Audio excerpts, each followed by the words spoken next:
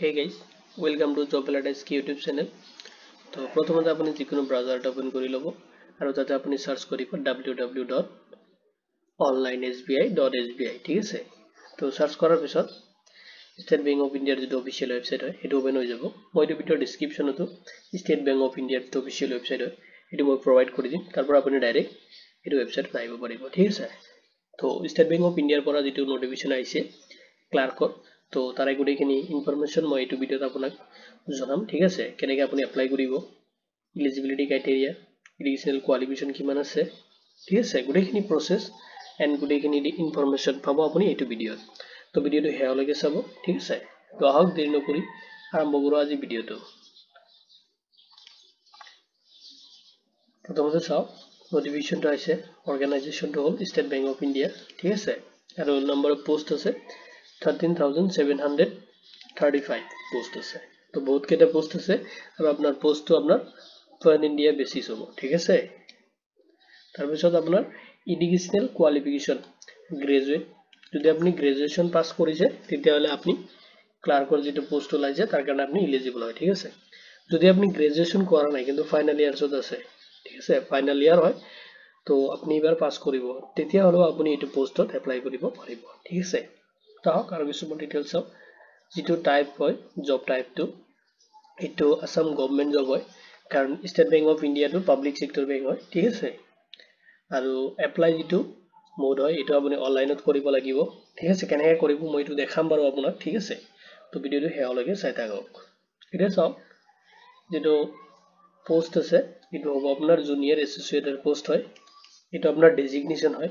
আৰু ডিপাৰ্টমেন্টটো হ'ব আপোনাৰ কাস্টমাৰ সাপোৰ্ট এন্ড সেলসৰ ডিপাৰ্টমেন্ট ঠিক আছে ক্লাৰ্কৰ যেটো পোস্ট আছে জুনিয়ৰ এসোসিয়েট কিন্তু আপোনাৰ ডিপাৰ্টমেন্টটো হ'ব কাস্টমাৰ সাপোৰ্ট এন্ড সেলস ঠিক আছে তাৰপিছত চাওক স্টেট বেংক অফ ইণ্ডিয়া হয় এটো অৰ্গানাইজেশনটো আৰু টোটাল যেটো পোস্ট হয় নম্বৰ অফ পোস্ট 13,735 পোস্ট আছে আৰু টোটাল যদি আমি নৰ্থ ইষ্টৰ কাৰণে ভাবো কিমান কেটা পোস্ট আছে only নৰ্থ ইষ্টৰ কাৰণে আছে 692 পোস্ট ঠিক আছে যেটোকে pan India বেসিস হ'ব ঠিক আছে only নৰ্থ ইষ্টৰ কাৰণে 692 পোস্ট আছে এতিয়া চাওক আসামৰ কাৰণে আছে 311 পোস্ট ঠিক আছে অৰুণাচল প্ৰদেশ তত আছে আপোনাৰ 66 পোস্ট মণিপুৰত আছে 55 পোস্ট মেঘালয়ত আছে 85 পোস্ট মিজোৰামত আছে 40 পোস্ট নাগালেণ্ডত আছে 70 পোস্ট and ত্ৰিপুৰাত আছে 65 পোস্ট ঠিক আছে টোটাল আপোনাৰ 13,735 পোস্ট আছে ঠিক আছে সবতকে বেছি আপোনাৰ নৰ্থ ইষ্টত আছে তো আহক আৰু ডিটেইলছ কিছুমান চাই লও আমি যেটো পে স্কেল হয় আপোনাৰ স্যালাৰি হ'ব ঠিক আছে স্টাৰ্টিং আপোনাৰ দিয়া আছে 24,050 পৰা ষ্টাৰ্ট হ'ব লগত আপোনাৰ 13,000 এনেকৈ মানে বাঢ়ি যাব ঠিক আছে লাষ্টত এপ্ৰক্সিমেট আপোনাৰ লাষ্টত যায় কিনে আপোনাৰ যেটো পে স্কেল হয় স্যালাৰিটো আপোনাৰ 64,480 লৈকে ইনক্ৰিজ হৈ থাকিব ঠিক আছে স্যালাৰিটো আৰু যদি এডভাৰটাইজিং নাম্বাৰ হয় এটো হয় ঠিক আছে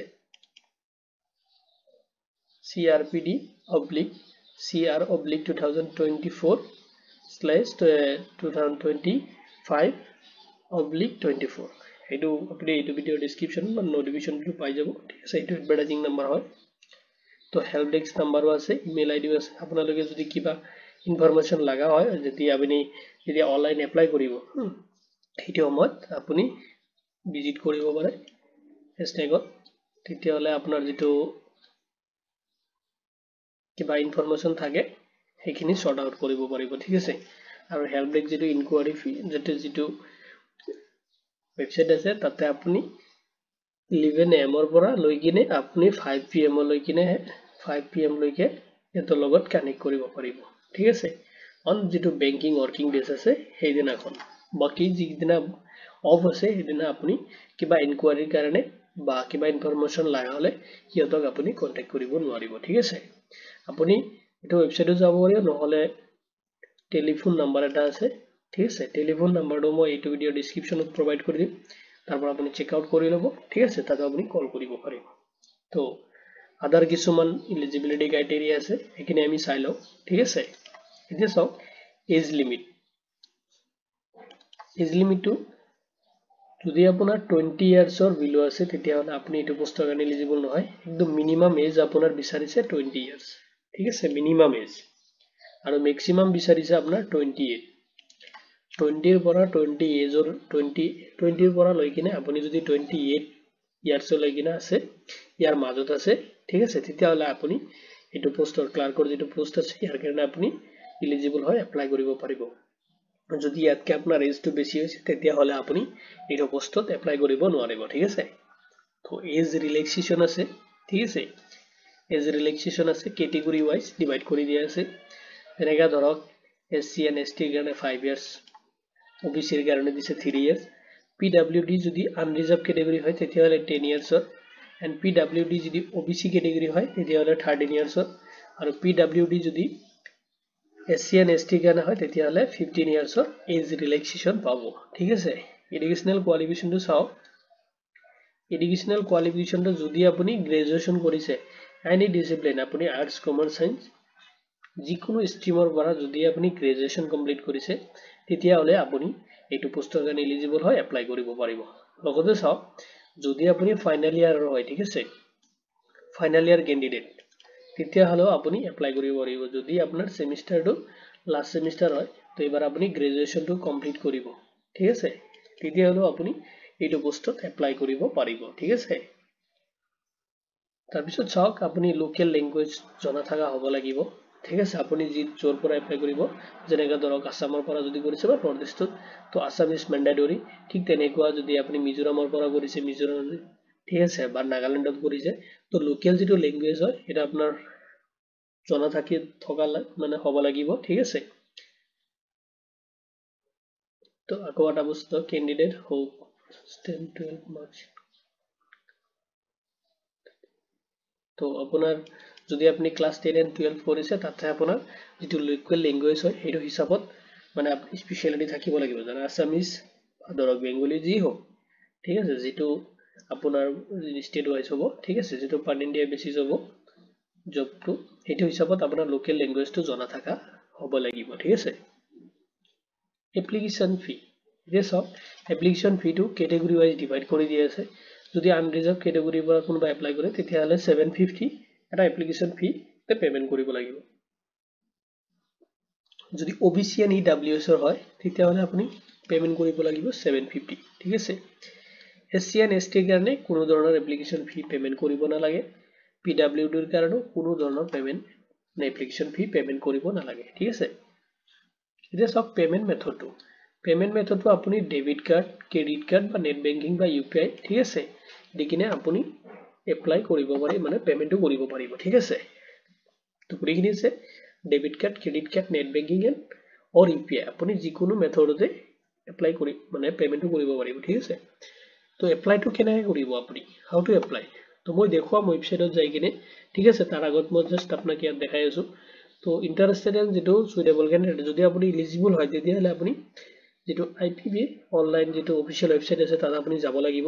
এটো ভিডিও ডেসক্ৰিপচনতো মই প্ৰভাইড কৰি দিম যেটো অনলাইন লিংক হয় ঠিক আছে তাতে আপুনি ক্লিক কৰিলে ডাইৰেক্ট যেটো অফিশিয়াল অনলাইন যেটো এপ্লাইৰ যেটো অফিশিয়াল ওয়েবসাইট আছে তাত আপুনি যাব পাৰিব ঠিক আছে এটো মই দেখুৱাম তো আপুনি ক্লিক কৰিলে ডাইৰেক্ট এই ওয়েবসাইটত যাব পাৰিব তাৰ আগতে চাই লওক কিছুমান ডিটেইলছ যেনেকৈ ধৰক লাষ্ট ডেটটো ইম্পৰ্টেন্ট ডেট কিছুমান তো অনলাইন অলৰেডি স্টাৰ্ট হৈ গৈছে ঠিক আছে এটো আপোনাৰ স্টাৰ্ট হৈছে 17 ডিসেম্বৰৰ পৰা মানে যোৱাকালিৰ পৰা কাৰণ মই আজি ভিডিঅ'টো বনাই আছো ঠিক আছে মই কালি চাইছো বস্তুটো এপ্লাই ডেট দিছে কিন্তু ওয়েবসাইটত মই যাই কিনে চাইছো ঠিকই আছে ওয়েবসাইট ওপেন হৈছে তো এপ্লাই হৈ আছে তাৰ পিছত মই আপোনাক এইটো ভিডিঅ' বনাই দি আছো ঠিক আছে তাৰ পিছত চাওক লাষ্ট ডেটটো আপোনাৰ 7 জানুৱাৰী লৈকে আছে তো ইয়াৰ আগতে আপুনি কৰি ল'ব 7 জানুৱাৰী মানে জানুৱাৰী লৈকে 25 ৰ যেটো 7 জানুৱাৰী তালৈকে বহি নাথাকিব আপুনি ঠিক আছে কেতিয়াবা এনেকুৱা হয় ওয়েবসাইটত প্ৰবলেম দিয়া বা বহুত মানে যদি এপ্লাই কৰি থাকে ন তেতিয়া অলপ খেলিমেলি হ'ব পাৰে তো এই কাৰণে আপুনি টাইম থাকোতে এপ্লাই কৰি ল'ব ঠিক আছে এতিয়া চাওক মানে আপোনাৰ অফিশিয়াল যেটো ওয়েবসাইট আছে কেনেকৈ আপুনি এপ্লাই কৰিব এইটো ওয়েবসাইটত মই দেখাই আছো আপোনাক তো যেটো আইপিবিৰ যেটো মই ক'লো আপোনাক মানে অনলাইন এপ্লাইৰ যিটো লিংক আছে তাতে ক্লিক কৰিলে আপুনি এইটো পেজ নাপাব এইটো ষ্টেট বেংক অফ ইণ্ডিয়াৰ যিটো কেৰিয়াৰৰ পেজ হয় ঠিক আছে তাতে মই আহিছো এইটো পেজত তো আপোনাক মই অনলাইনত লৈ গৈ আছো তে চাওক অনলাইন এপ্লাইত ক্লিক কৰাৰ লগে লগে তো এটা পপআপ শ্ব হৈ যাব তলত চাওক আপুনি এপ্লাই অনলাইনত ক্লিক কৰিব লাগিব তো মই যেটো পোৰ্টেল হয় এইটো পোৰ্টেল হয় এটা আপুনি যেটো ipp.online.ipp.in ঠিক আছে এইটো যেটো ওয়েবসাইট হয় এইটো আপুনি পাই যাব মই এইটো দি দিম আপোনাক এইটো ভিডিও ডেসক্ৰিপচনতে ঠিক আছে তো এইটো পোৰ্টেলত আপুনি ডাইৰেক্ট আহিব পাৰিব আৰু ফাৰ্ষ্টত আহি কিনে আপুনি চাওক যেহেতু কি এটা আপুনি কোনো ধৰণৰ একাউন্ট ক্ৰিয়েট কৰা নাই ঠিক আছে তো এই কাৰণে আপোনাৰ কোনো ধৰণৰ ৰেজিষ্ট্ৰেচন নাম্বাৰ নাথাকে আৰু পাসওয়াৰ্ড নাথাকে সেই কাৰণে আপুনি প্ৰথমতে ক্লিক হিয়াৰ ফৰ নিউ ৰেজিষ্ট্ৰেচনত ক্লিক কৰিব